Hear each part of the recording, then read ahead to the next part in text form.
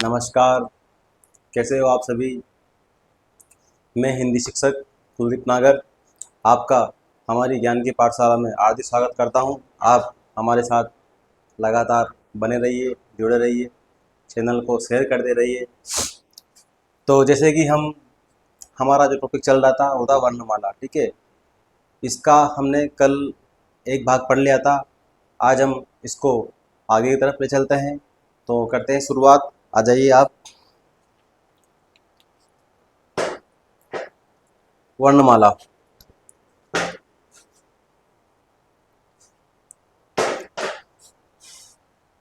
पहले मैं आपको बता दूं, हमने अभी तक इसके अंदर वर्ण पढ़ लिए। वर्ण कितने प्रकार के होते हैं वो पढ़ लिए। वर्ण दो प्रकार के होते हैं, स्वर और व्यंजन। स्वर 11 होते हैं, व्यंजन 33 होते हैं।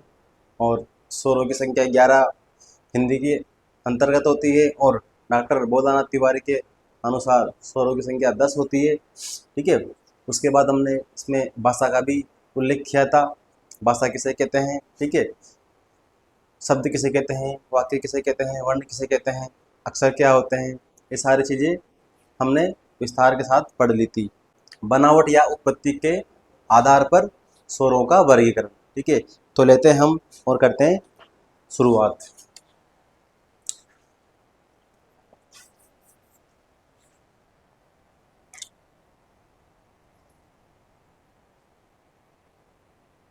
बनावट या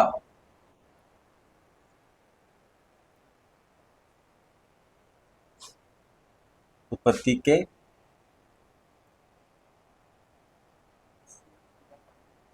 आधार पर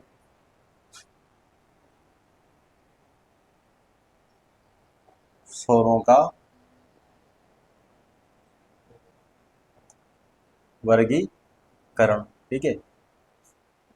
बनावट या उत्पत्ति के आधार पर स्वरों का वर्गीकरण हम 3 प्रकार से कर सकते हैं, ठीक है।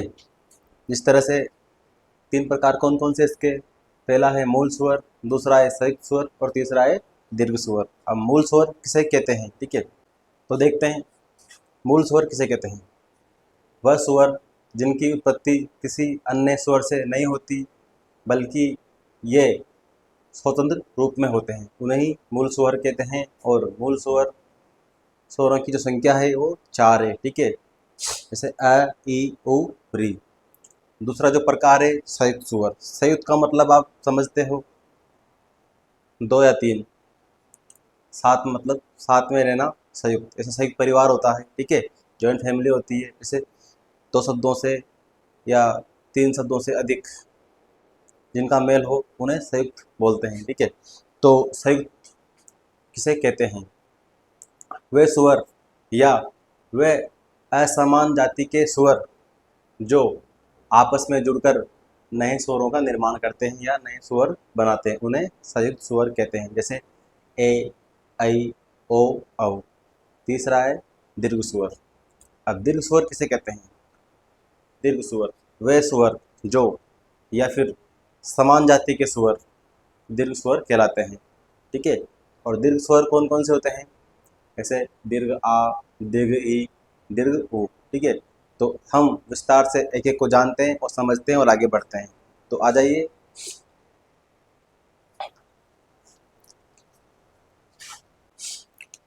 मूल स्वर किसे कहते हैं?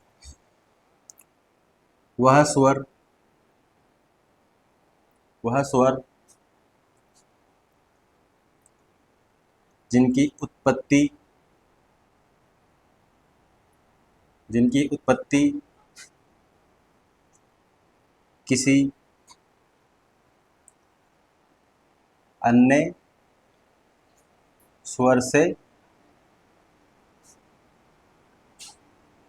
नहीं होती है, बल्कि ये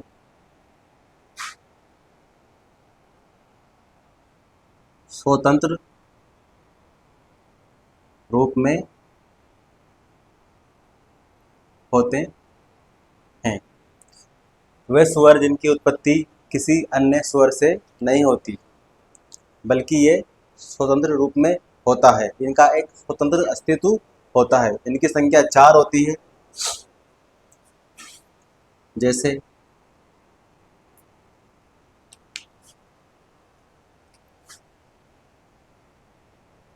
अ, ई, उ और री। अ, ई, उ, री। ये कौन सा स्वर है? ये मूल स्वर है। अगर एग्जाम की दृष्टि से अगर ये इस तरह का प्रश्न आपसे किया गया, अगर एग्जाम की दृष्टि से इस तरह का प्रश्न आपसे किया गया, तो आपसे सिर्फ इस तरह से क्वेश्चन पूछेगा एग्जामिनर कि निम्नलिखित में से मूल स्वर है या निम्नलिखित में से मूल स्वरों की संख्या है। ठीक है, तो इस तरह के क्वेश्चन आते हैं। इसके बाद हम आगे बढ़ते हैं।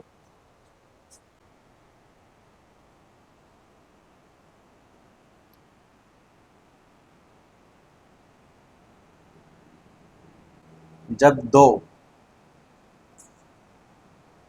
जब दो अलग अलग या असमान जाति के स्वर स्वर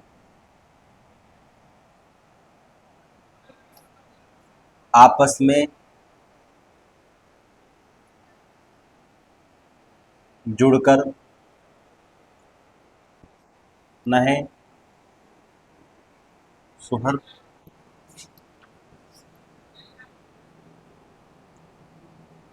बनाते हैं, उन्हें संयुक्त स्वर कहते हैं। जब दो अलग अलग असमान जब दो अलग अलग या असमान जाति के स्वर आपस में मिलकर नए स्वर बनाते हैं, तो उन्हें संयुक्त स्वर कहते हैं। जैसे संयुक्त स्वर कितने होते हैं, इनकी संख्या कितनी होती है, कौन कौन से होते हैं? जैसे ए, आई, ओ और औ। ए, आई और ओ, औ। ठीक है। अब मुझे एक बात जाननी है यहाँ पे कि इनको संयुक्त स्वर हम क्यों बोलते हैं, किस तरह से बोलते हैं, क्या रीजन है?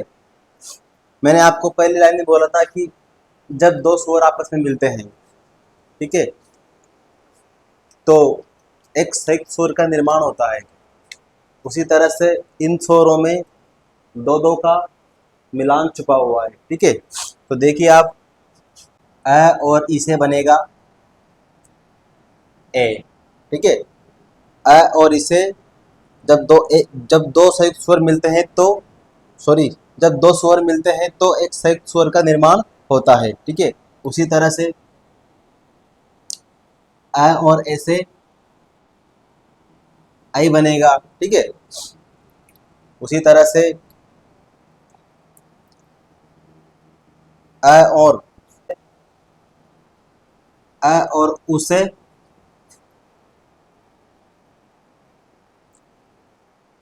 ओ बनेगा। ठीक है, और अ और ओ से औ बनेगा। ठीक है, तो देखिए आप, संयुक्त स्वर इनको इसी प्रकार बोलते हैं क्योंकि दो स्वरों के मिलने से एक संयुक्त स्वर का निर्माण होता है, जो मैंने आपके सामने यहाँ पर एक्सप्लेन कर दिया है। आप इसके द्वारा समझ सकते हैं कि संयुक्त स्वर किसे कहते हैं। आप इसका स्क्रीनशॉट ले लीजिए, उसके बाद हम आगे बढ़ते हैं। जाता है। दीर्घ स्वर, जब दो समान जाति के स्वर आपस में जुड़ जाते हैं या मिलते हैं तो दीर्घ स्वर का निर्माण होता है। जैसे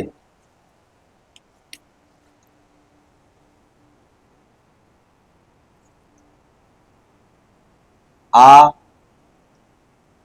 ई और उ। अब यहाँ पे देखिए किस तरह से दो समान जाति के स्वर आपस में मिले या जुड़े, तब जाके एक दीर्घ स्वर का निर्माण हुआ। ठीक है, ऐसे अ और ऐसे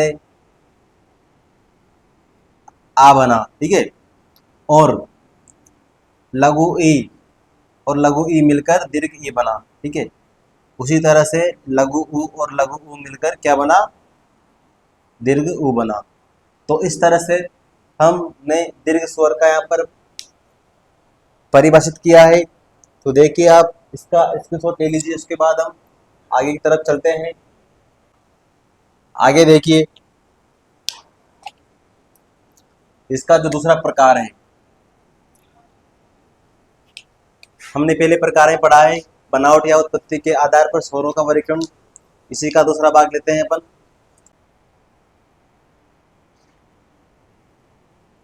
उच्चारण मात्रा के आधार पर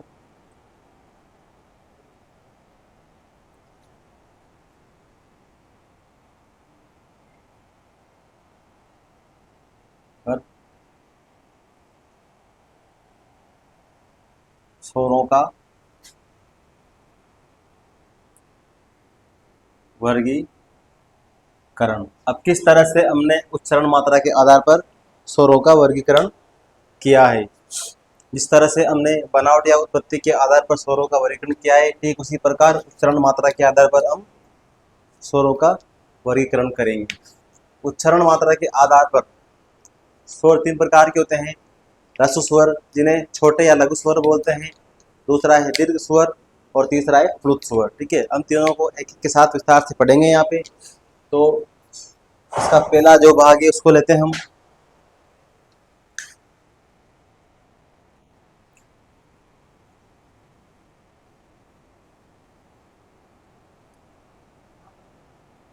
ह्रस्व स्वर, इन्हीं को बोलते हैं छोटे या लघु स्वर। क्या बोलते हैं इनको, छोटे या लघु स्वर। तो देखते इसमें ह्रस्व स्वर कहते किसे हैं, वह स्वर जिनके उच्चारण में एक मात्रा के जितना समय लगता है या कम समय लगता है। वह स्वर जिनके उच्चारण में एक मात्रा के जितना या कम समय लगता है उन्हें ह्रस्व स्वर कहते हैं। इनकी संख्या 4 होती है, अ ई उ री, ठीक है। तो आइए देखते हैं हम इसको। वह स्वर जिनके उच्चारण में एक मात्रा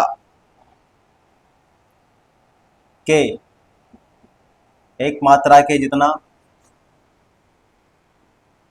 समय, या बोले तो अपन कम समय, वह स्वर जिनके उच्चारण में एक मात्रा का समय, वह स्वर जिनके उच्चारण में एक मात्रा के जितना समय या कम समय लगता हो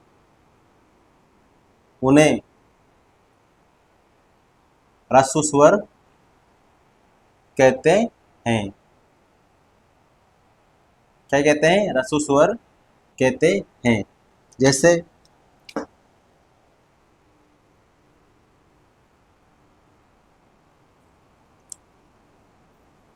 अ ई उ और री, ठीक है। कितने होते हैं, 4 होते हैं।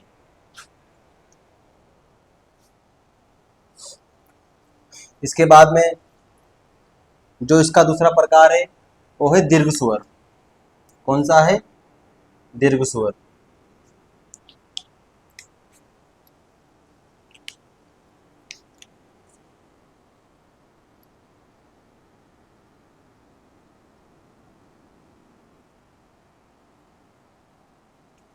दीर्घ स्वर। अब दीर्घ स्वर किसे कहते हैं, वह स्वर जिनके दो मात्राओं के जितना समय लगता है उन्हें दीर्घ स्वर कहते हैं। तो देखिए आप,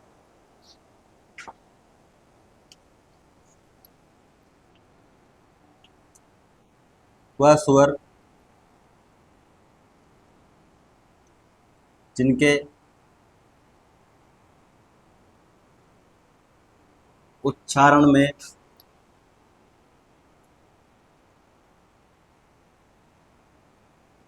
दो मात्राओं के जितना समय लगता है उन्हें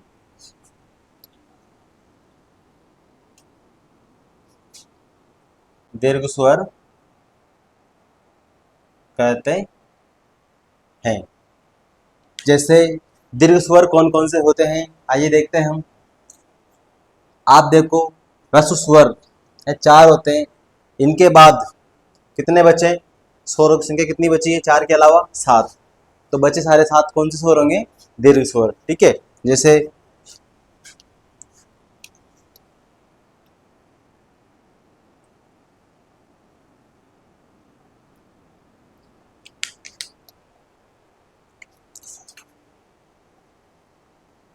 आ, ई, उ, ए, ऐ, ओ और औ। तीन तीन चौक सात हो गया ना सात। तो इसी प्रकार आपको एक ह्रस्व स्वर की संख्या या इनके नाम याद कर लोगे, बाकी बचे स्वर दीर्घ स्वर में आ जाएंगे। तो आपको इस तरह से याद रखना है। ठीक है, और इनको समझना भी है, क्योंकि ह्रस्व यानी छोटा होता है, इनकी एक मात्रा होती है। ठीक है, दीर्घ यानी बड़ा होता है, जो दो मात्राओं वाले स्वर होते हैं। ठीक है, तो आपको उस हिसाब से भी इनको याद रख लेना है। बाकी आप इसका स्क्रीनशॉट ले लीजिए। उसके बाद हम आगे बढ़ते हैं। तीसरा जो प्रकार है इसका, वो है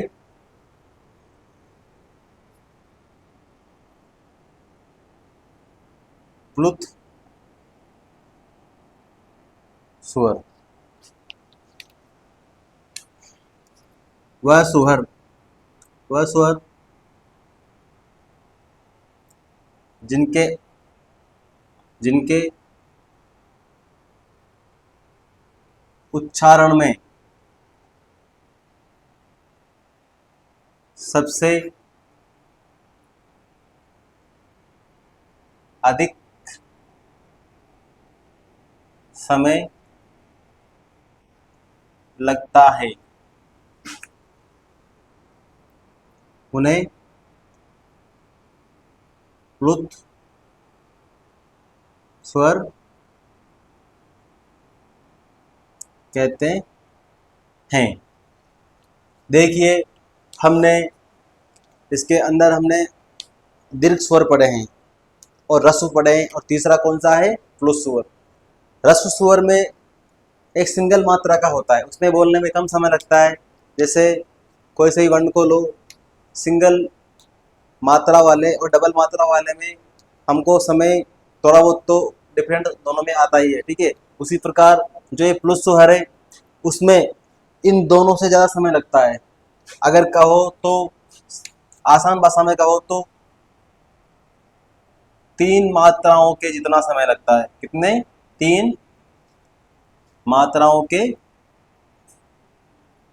जितना समय लगता है इसमें बोलने में, उच्चारण करने में। ठीक है, इसके बाद आप देखिए, जो ये स्वर होते हैं, ये कितने होते हैं? ये तो इनका एक तरह से स्पष्टीकरण करना बहुत आसान है, क्योंकि प्लुत स्वर कोई अलग से वर्ण नहीं है। क्या है? प्लुत स्वर कोई अलग से वर्ण नहीं है, बल्कि किसी भी स्वर को लंबा खींचकर या गाकर बोलने की प्रक्रिया प्लुत कहलाती है। तो आप यहाँ पे एक नोट लगा के लिख लीजिए,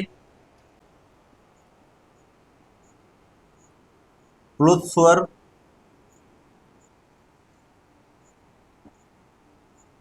कोई अलग से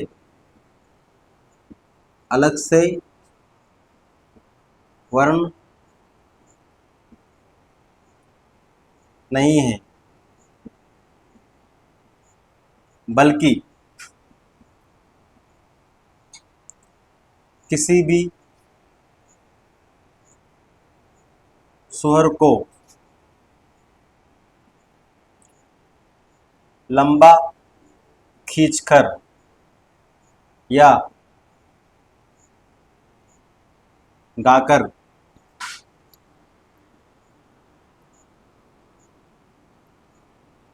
बोलने बोलने की प्रक्रिया प्लुत कहलाती है।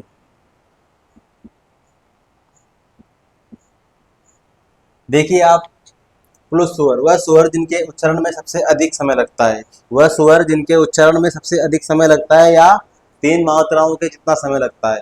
लेकिन यहाँ पर एक बात मैंने आपको और एडिट करवाई है कि प्लुत स्वर कोई अलग से वर्ण नहीं है। प्लुत स्वर कोई अलग से वर्ण नहीं है।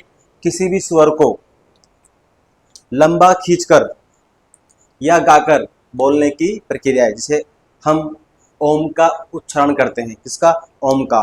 तो हम ओ ओ जो आगे का वर्ण है उसको थोड़ा लंबा खींचते हैं, ठीक है। तो ये एक खींचकर गाकर बोलने वाले चीज का नाम है। तो देखिए आप, जैसे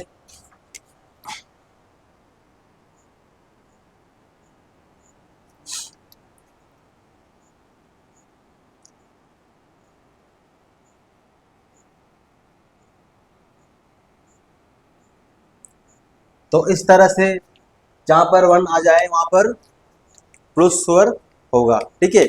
तो यही है उच्चारण मात्रा के आधार पर स्वरों का वर्गीकरण। हमने इसके तीन प्रकार के तीनों भाग पढ़ लिए। इसके बाद हम आगे की तरफ चलते हैं। तो आज के लिए हम यहीं विराम देते हैं, यहीं क्लास को क्लोज करते हैं, ठीक है। तो आप का जो भी प्रश्न या टॉपिक से संबंधित कोई भी आपकी प्रॉब्लम हो तो आप हमसे कमेंट के माध्यम से पूछ सकते हैं, हमसे अपनी परेशानियां साझा कर सकते हैं। हम आपको प्रोत्साहन करेंगे अगर आप हमें टॉपिक में कुछ चेंज करने को या कुछ प्रैक्टिस करने को या कुछ भी, हम अपनी मेहनत में पीछे नहीं रहेंगे। हम आपके लिए हमेशा तत्पर रहेंगे। आप जितनी वीडियो को शेयर करोगे आपको, आपके लिए और हमारे लिए उतना ठीक रहेगा, क्योंकि वीडियो का लाभ सभी बच्चों को मिल जाएगा, सभी इसका आनंद उठा सकेंगे।